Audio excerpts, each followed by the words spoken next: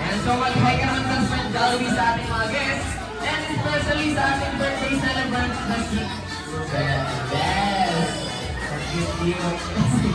And mami, dito mo ba? Ayan, ang balita ko best friend Jollibee. May munti ka daw na regalo ibibigay para kay Ruben. Kaya naman best friend Jollibee, ano maninintay mo? Ibigay mo na yan! Wow! Ayan, at hindi din dyan tatapos na munting surprise ni best friend Jollibee. Dahil sa best friend Jollibee po ay may isa, dalawa, at tatlong wishes para kay Ruben. Kaya naman best friend Jollibee, handa ka na ba? Yan, handa na. So, first wish ni Jollibee para kay Ruben ay lumaki siyang may mas matibay na pananalig sa Diyos.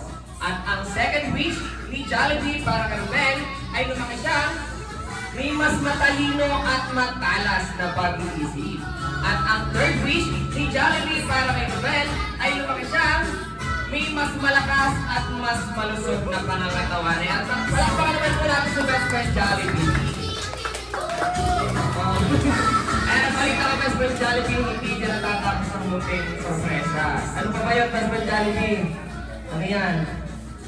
Wow! Ayan, so sa best friend Jollibee po, ay isa sa'yo ng favorite niyang bisan. And mami at ate Ruben, tignan mo muna po sa akin. Ayan. Saan ba best friend Jollibee? Ano yun? Ano ka best friend Jollibee?